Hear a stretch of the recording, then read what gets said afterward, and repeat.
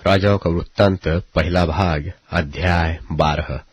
राजाओं का वृत्तांत पहला भाग अध्याय 12।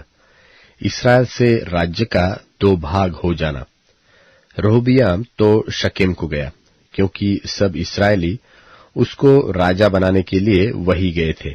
और जब नबात के पुत्र यरोबाम ने यह सुना, जो अब तक मिस्र में रहता था, क्योंकि यरोबाम सुलेमान राजा के डर के मारे भागकर मिस्र में रहता था, सो उन लोगों ने उसको बुलवा भेजा। तब यरोबाम और इस्राएल की समस्त सभा रहोबियाम के पास जाकर यो कहने लगी कि तेरे पिता ने तो हम लोगों पर भारी जुआ डाल रखा था, तो अब तू अपने पिता की कठिन सेवा को और उस भारी जुए को जो उसने हम पर डाल रखा है कुछ हल्का कर, तब हम तेरे अधीन रहेंगे। उसने कहा, अभी तो जाओ और 3 दिन के बाद मेरे पास फिर आना। तब वे चले गए। तब राजा रहोबियाम ने उन बूढ़ों से, जो उसके पिता सुलेमान के जीवन भर उसके सामने उपस्थित रहा करते थे, सम्मति ली कि इस प्रजा को कैसा उत्तर देना उचित है। इसमें तुम क्या सम्मति देते हो? उन्होंने उसको यह उत्तर दिया कि यदि तू अपनी प्रजा के लोगों का दास बनकर उनके अधीन हो और उनसे मधुर बातें कहे, तो वे सदैव तेरे अधीन बने रहेंगे। रहोबियाम ने उस सम्मति को छोड़ दिया जो बूढ़ों ने उसको दी थी, और उन जवानों से सम्मति ली जो उसके संग बड़े हुए थे और उसके सन्मुख उपस्थित रहा करते थे। उनसे उसने पूछा, मैं प्रजा के लोगों को कैसा उत्तर दूं? इसमें तुम क्या सम्मति देते हो? उन्होंने तो मुझसे कहा है कि जो जुआ तेरे पिता ने हम पर डाल रखा है उसे तू हल्का कर। जवानों ने जो उसके संग बड़े हुए थे उसको यह उत्तर दिया कि उन लोगों ने तुझसे कहा है कि तेरे पिता ने हमारा जुआ भारी किया था, परंतु तू उसे हमारे लिए हल्का कर। तू उनसे यो कहना कि मेरी छिंगुलिया मेरे पिता की कमर से भी मोटी है। मेरे पिता ने तुम पर जो भारी जुआ रखा था उसे मैं और भी भारी करूंगा। मेरा पिता तो तुमको कोड़ों से ताड़ना देता था, परंतु मैं बिच्छुओं से दूंगा। तीसरे दिन जैसे राजा ने ठहराया था कि तीसरे दिन मेरे पास फिर आना, वैसे ही यारोबाम और समस्त प्रजागण रहोबियाम के पास उपस्थित हुए। तब राजा ने प्रजा से कड़ी बातें की और बूढ़ों की दी सम्मति हुई छोड़कर जवानों की सम्मति के अनुसार उनसे कहा कि मेरे पिता ने तो तुम्हारा जुआ भारी कर दिया, परंतु मैं उसे और भी भारी कर दूंगा। मेरे पिता ने तो कोड़ों से तुमको ताड़ना दी, परंतु मैं तुमको बिच्छुओं से ताड़ना दूंगा। सो राजा ने प्रजा की बात नहीं मानी। इसका कारण यह है कि जो वचन यहोवा ने शिलोवासी अहिय्याह के द्वारा नबात के पुत्र यारोबाम से कहा था, उनको पूरा करने के लिए उसने ऐसा ही ठहराया था।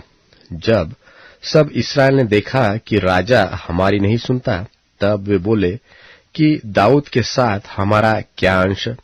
हमारा जो यिशै के पुत्र में कोई भाग नहीं। हे इस्राएल, अपने अपने डेरे को चले जाओ। अब हे दाऊद, अपने ही घराने की चिंता कर। सो इस्राएल अपने अपने डेरे को चले गए। केवल जितने इस्राएली यहूदी के नगर में से बसे हुए थे, उन पर रहोबियाम राज्य करता रहा। तब राजा रहोबियाम ने अदोराम को, जो सब बेगारों पर अधिकारी था, भेज दिया, और सब इस्राएलियों ने उसको पत्थरवाह किया और वह मर गया। तब रहोबियाम फुर्ती से अपने रथ पर चढ़कर यरूशलेम को भाग गया, और इस्राएल दाऊद के घराने से फिर गया और आज तक फिरा हुआ है। यह सुनकर कि यरोबाम लौट आया है, समस्त इस्राएल ने उसको मंडली में बुलवा भेजकर पूर्ण इस्राएल के ऊपर राजा नियुक्त किया, और यहूदा के गोत्र को छोड़कर दाऊद के घराने से कोई मिला न रहा। जब रहोबियाम यरूशलेम को आया, तब उसने यहूदा के संपूर्ण घराने को और बिन्यामीन के गोत्र को, जो मिलकर 1,80,000 अच्छे योद्धा थे, इकट्ठा किया कि वे इस्राएल के घराने के साथ लड़कर सुलेमान के पुत्र रहोबियाम के वश में फिर राज्य कर दे। तब परमेश्वर का यह वचन परमेश्वर के जन शमायाह के पास पहुंचा कि यहूदा के राजा सुलेमान के पुत्र रहोबियाम से कह, और यहूदा और बिन्यामीन के सब घराने से और सब लोगों से यह कह, यहोवा यो कहता है कि अपने भाई इस्राएलियों पर चढ़ाई करके युद्ध न करो, तुम अपने अपने घर लौट जाओ, क्योंकि यह बात मेरी ही ओर से हुई है। यहोवा का यह वचन मानकर उन्होंने उसके अनुसार लौट जाने को अपना अपना मार्ग लिया। तब यरोबाम एफ्रेम के पहाड़ी देश के शकेम नगर को दृढ़ करके उसमें रहने लगा। फिर वहां से निकलकर पनूएल को भी दृढ़ किया। तब यरोबाम सोचने लगा कि अब राज्य दाऊद के घराने का हो जाएगा। यदि प्रजा के लोग यरूशलेम में बलि करने को जाए तो उसका मन अपने स्वामी यहूदा के राजा रहोबियाम की ओर फिरेगा, और वे मुझे घात करके यहूदा के राजा रहोबियाम के हो जाएंगे। तो राजा ने सम्मति लेकर सोने के 2 बछड़े बनवाए और लोगों से कहा, यरूशलेम को जाना तुम्हारी शक्ति के बाहर है, इसलिए हे इस्राएल, अपने देवताओं को देखो जो तुम्हें मिस्र देश से निकाल लाए हैं। तो उसने एक बछड़े को बेतेल और दूसरे को दान में स्थापित किया, और यह बात पाप का कारण हुई, क्योंकि लोग उस एक के सामने दंडवत करके दान तक जाने लगे।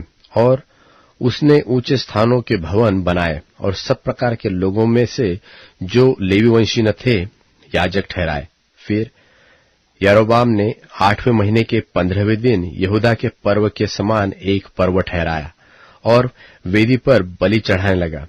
इस रीति उसने बेतेल में अपने बनाए हुए बछड़ों के लिए वेदी पर बलि किया, और अपने बनाए हुए ऊंचे स्थानों में याजकों को बेतेल में ठहरा दिया। और जिस महीने की उसने अपने मन में कल्पना की थी, अर्थात 8वें महीने के 15वें दिन को वह बेतेल में अपनी बनाई हुई वेदी के पास चढ़ गया। उसने इस्राएलियों के लिए एक पर्व ठहरा दिया और धूप जलाने को वेदी के पास चढ़ गया।